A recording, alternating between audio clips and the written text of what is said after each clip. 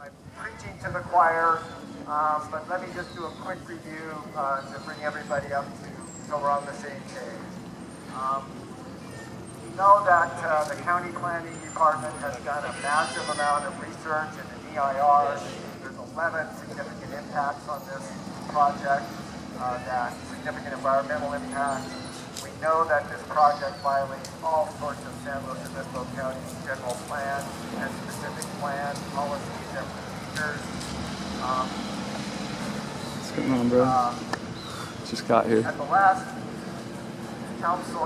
planning commission meeting, when there was a vote, there's some confusion about this. One of the commissioners, Eric Meyer, moved to deny the project. That motion was seconded by Commissioner Topping, and then they had a vote on it, and the commissioner representatives of Supervisor Arnold, Supervisor Compton, and Supervisor Beecham voted against denying the project. Now, that may sound like a technicality, but there has not been a vote to approve the project. So that has to happen. In the meantime, the county staff needs to do a lot more research and come up with possibly some set of recommendations so that they can approve it. This is the same staff that said, please, that we recommend you deny the project. This is the same county council that said you should deny the project. And this is also the staff of the coastal commission that said to the county, deny the project. So they've got some real hoops to jump for. We're really interested in what's going to happen at these next meetings, September 22nd. So that's pretty much where we're at. Jim Irving is the appointee of Meacham. He is the swing vote, and any of you in North County that can meet with Jim Irving and talk with him about the dangers that you see in this project, it is time for you to do that, to reach out and influence this process. It may be that it's going to be 3-2 one way or the other. So one of the really unique things about our situation that you all are aware of is that we are in this position to deny the project for our county and the 100,000 people that live in the blast zone in San Luis Obispo.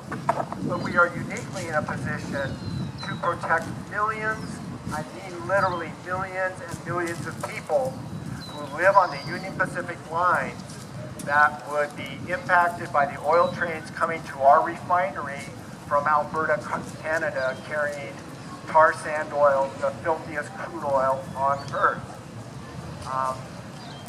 Yesterday, Arlene and I were talking, and she said, you know, if the terminal was open down here, the train that derailed in my town could be on its way to San Luis Obispo. So how would we feel here in San Luis Obispo if an oil train destined for us derailed, caught on fire, people lost their lives? We have a responsibility way beyond ourselves and beyond our state and to the entire atmosphere as well. So up and down the coast, every coastal county from San Francisco to LA has gone on record against this project, asking our supervisors to please deny the project. In Santa Barbara County, Supervisor Salud Carvajal led that effort. He took the time to drive up here today to speak to us, and at this point, I'd like to bring up Supervisor Salud Carvajal.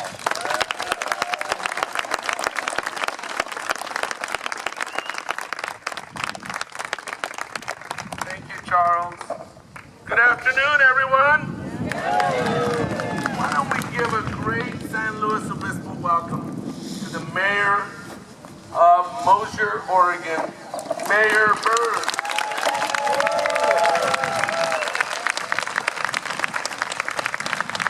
Here to share with us about the tragic experience that they have endured as a result of a derailment of which we are all concerned could happen anywhere else on this corridor, this rail corridor. Your elected officials at all levels of government have one responsibility above all. That's to protect the health and safety of the residents and their community. And I will submit to you that I think your local elected officials, who have already taken one vote, not final yet, have that responsibility and have not been responsible by the initial vote that they took.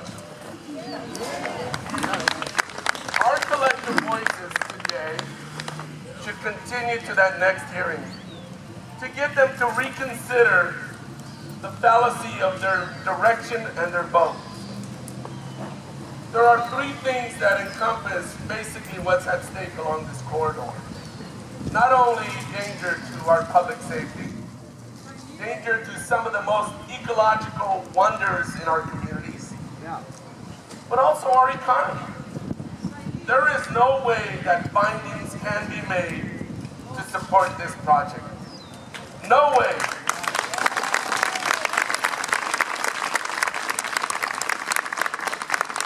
I am here in solidarity with you because this project has to be stopped. Thank you very much.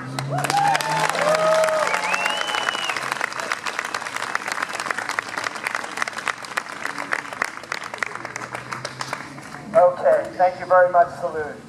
Now it's really my honor and pleasure to introduce to you Arlene Burns, Mayor of Mosier, Oregon. Arlene.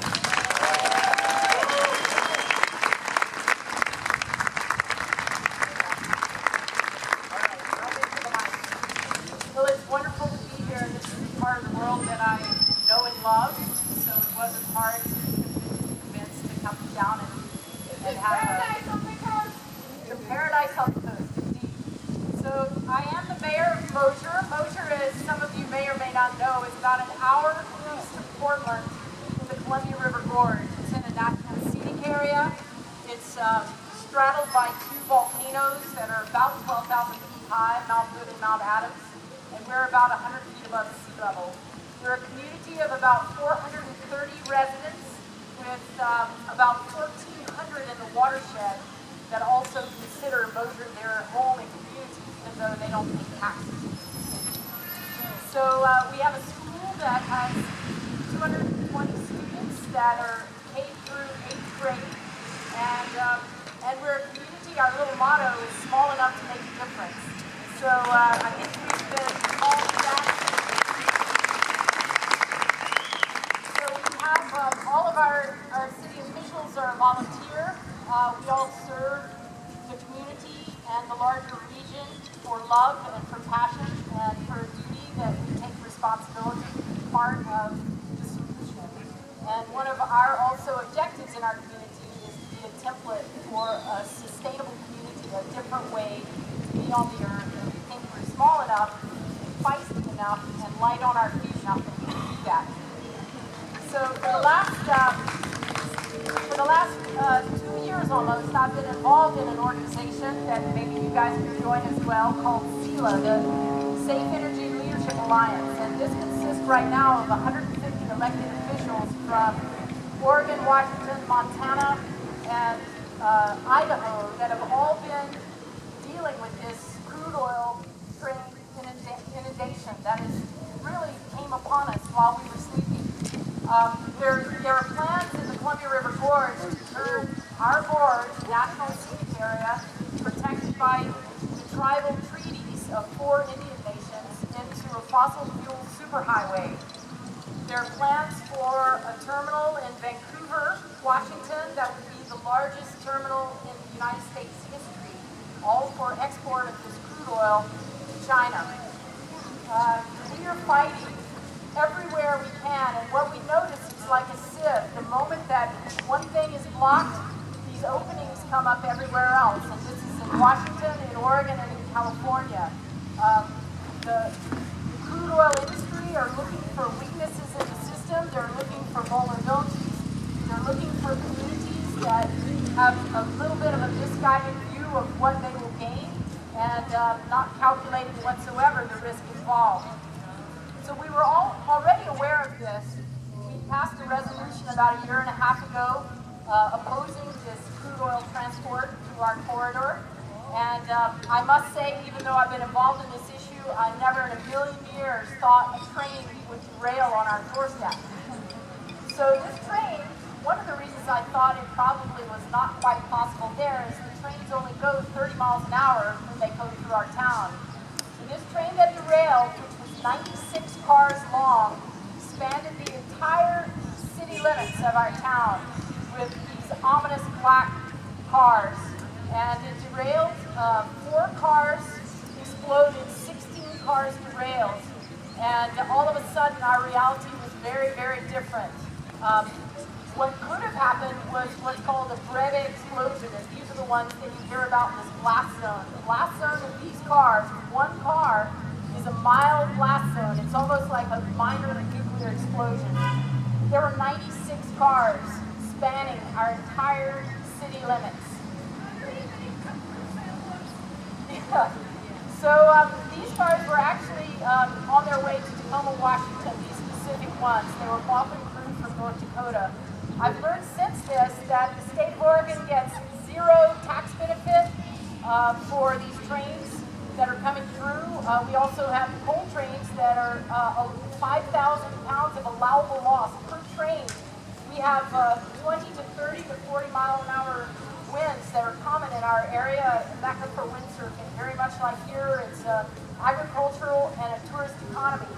So this, the fact that the wind was not blowing on this one day, we all consider miracle and grace from heaven.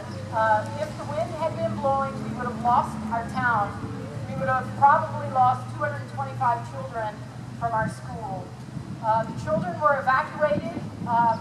The interstate was closed, 23 miles of I-84, and very much like 101, it's really the main drag going from east to west. And what nobody really thought about was when the interstate closes and there's a backup of cars due to this closure, guess who couldn't get to help us?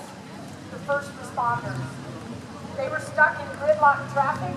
The ones who really had the ability to help us were the PDX phone trucks. And actually they left the Portland airport vulnerable. If there had been a plane crash, there was no phone there at the airport because the phone was stuck in gridlock traffic on the way to our town.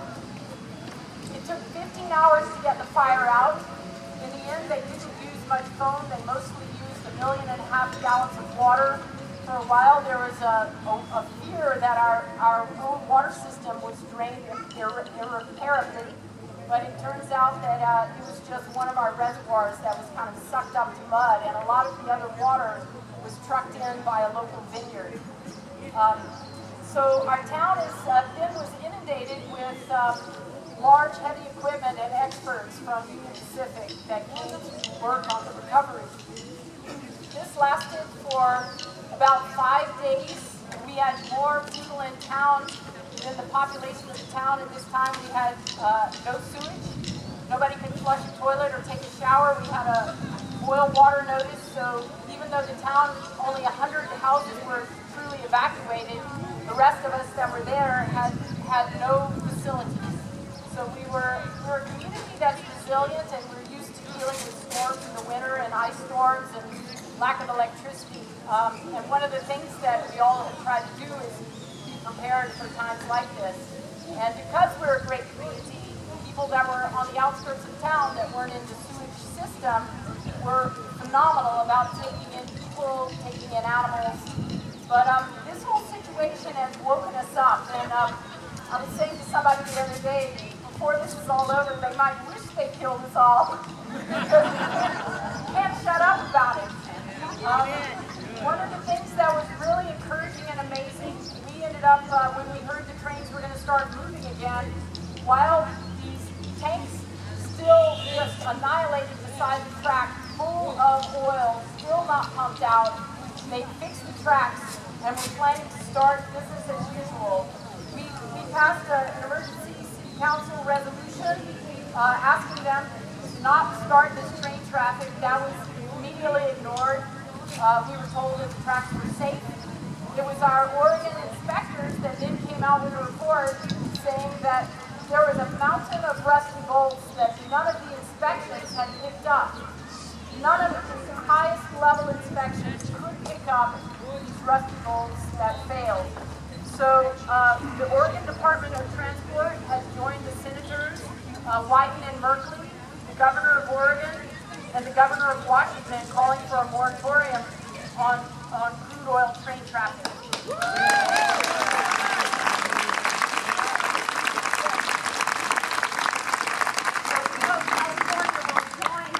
Northern cousins, and because we really do all need to stand in solidarity about this issue. One of the things, as Charles has said, is you guys are in a unique position.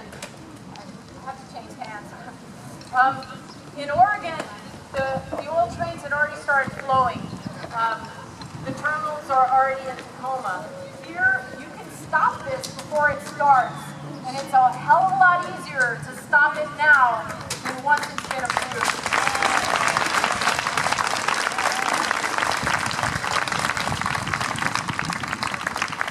And this community, which is actually the community along in this whole county, really does have a responsibility to take into account everyone along the tracks. Because as we learned, it wasn't a train, it wasn't a passenger train. It was a train going from North Dakota to Washington that landed in our front yard. So everywhere along these tracks, the people are endangered, the communities are endangered, and the habitat for our wildlife is endangered. And it's a serious issue.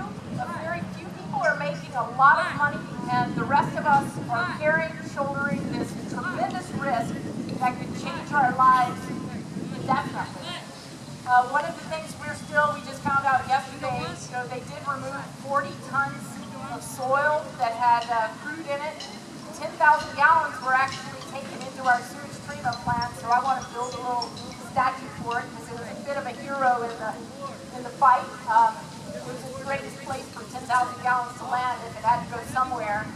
But we still will have contamination in our groundwater, and this will continue. We will find out the level and extent of it not until the next rainy season, which is in October, November, when this crude oil and the contamination from the foam that was used to put out the fire is filtered into the water table, and it's very, very difficult to remove. So we're in a position now of recovery. Our town is now known as the town where the train derailment happened. That means our property values have gone down. That means that parents are choosing to put their children in schools that are not near a railroad track. I understand there are 5 schools in the blast zone here. You have one of the most prone tracks for derailment coming down this grade. This is a super serious issue. One thing we've learned with this is trains derail. It's not a matter of if, it's a matter of when. And if the trains are carrying corn, okay, you've got some corn on the ground and the birds might be happy with it, but when they're carrying things that are so incredibly toxic to the planet, and also that could explode a mile-wide blast zone, that is everyone along these tracks, not only in your county, but in California, in Oregon, and in Washington. So I think the reason I'm here is because we're all connected in this. If this terminal goes through, those trains very likely will come through Oregon, either through our front door or through the community of Bend along the Deschutes River. And this is something that we can collectively do. We have tremendous momentum in Washington and in Oregon right now. We're trying to get a federal policy change to really deal with the safety of these cars, to deal with the interstate commerce laws that have allowed this very misguided industry to take place. But the big thing is to stop these terminals. If the oil doesn't have any place to go to, then it won't come here. The jobs on this specific refinery will be here. It's not that we're anti-business. We're actually pro a sustainable, healthy community wherever we are. And tourists can choose to come here or they can choose to stay away. It depends on how you want to define yourself as a region. Very much like you, we are an agricultural, tourist-based economy, and that's what we want to be known as, not a place where trains derail. So I encourage you all to get involved, get your friends involved, write calls, stay on it, be tenacious. It's a fight worth fighting for yourselves, for your children, and for your grandchildren. And we don't have time to sit back on this one. It's upon us. Thank you very much.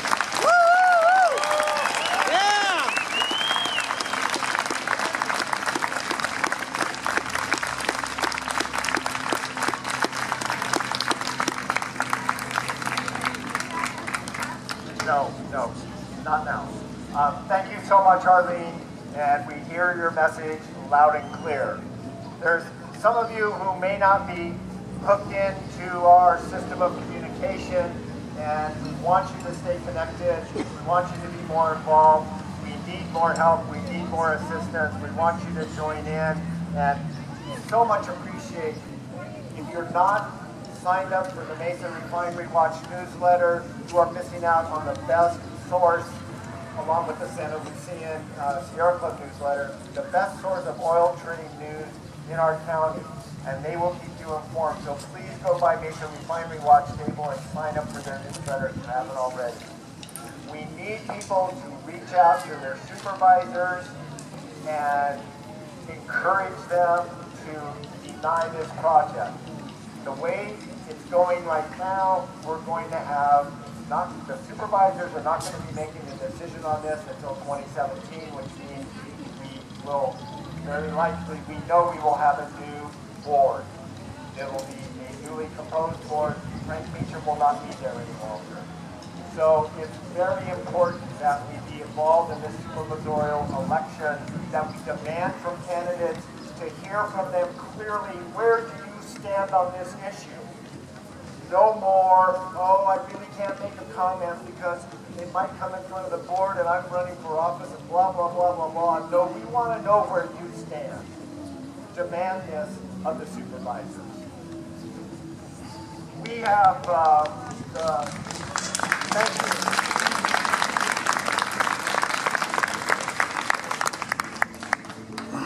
there's an activist that has played a huge role in our community of raising people's understanding and awareness, and is a great model of walking what she talks. And my colleague in doing this work, Heidi Harmon, is going to take over the reins now and lead us off to the next leg of this event, our march over to the Amtrak station. Heidi Harmon.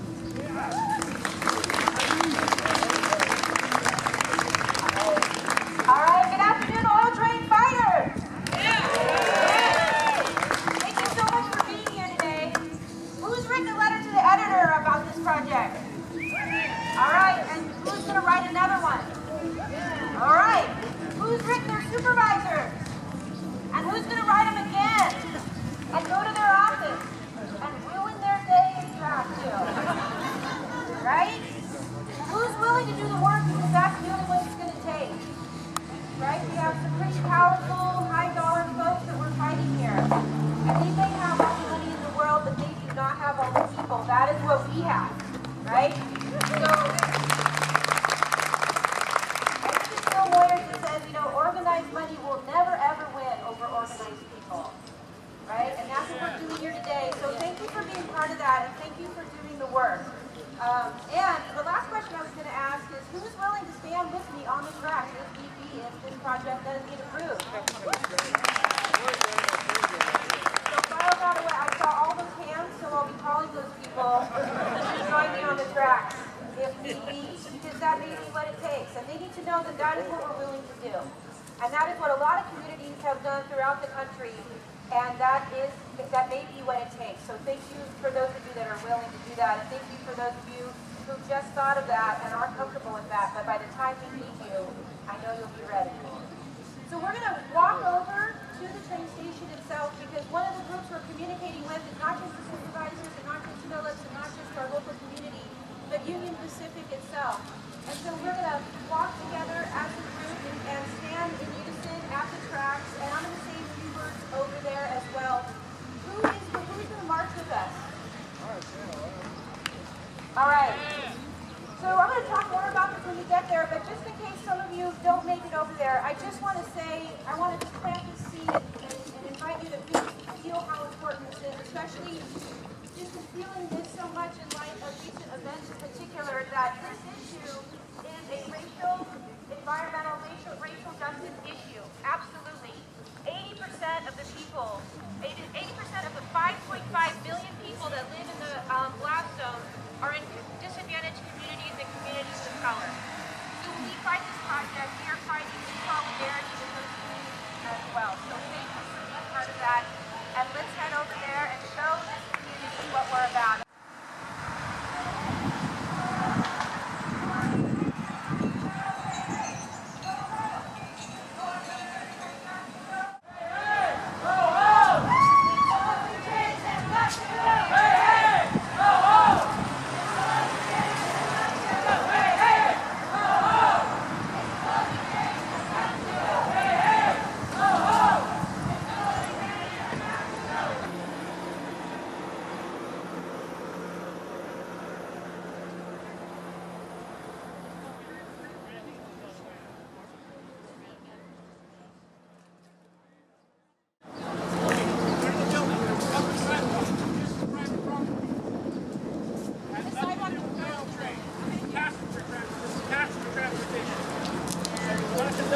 Protest, please do so on the public street and the sidewalk during Phillips.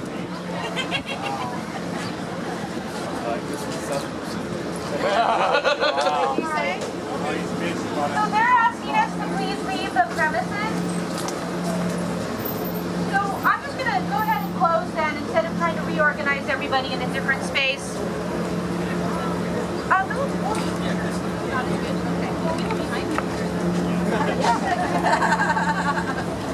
We'll just end quickly because Union Pacific is asking us to leave. This is not Union Pacific, man. It's Amtrak. Totally separate entity. We have nothing to do with Union Pacific, but you do need to remove yourself from the property. Okay? Who owns the sidewalk? Thank you again so much for being Who owns the sidewalk? Union Pacific. It's private property. Oh, there you go. It has nothing to do with that. Well, and you have nothing to do with us. Passenger operations, not Union Pacific. Climate and the oil trade. So I got you, brother. You're Amtrak. And as I said, 80% of the over 5 million folks that live in the blast zone are in communities of color and disadvantaged communities. He's Amtrak. What's he worried about? He's doing it for the crowd. Social justice issue and an economic justice issue. So keep that in mind when you get weary and your patience wears thin and you feel like giving up, that we have an opportunity here in San Luis Obispo and an obligation to all those disadvantaged communities and communities of color all up and down this rail system to fight for our own community and to stand in solidarity with theirs. So please, please, please keep that in mind because everyone deserves access to clean air and clean water and healthy food and a safe and healthy community. Not just San Luis Obispo, but all of these communities. So we stand in solidarity with them. We deserve a healthy future. Our children deserve a healthy future, and so do theirs. And so thank you today for coming out here. Thank you for continuing to do the work when we say no to this train and yes to the renewable energy future that all of us deserve. Thank you so much.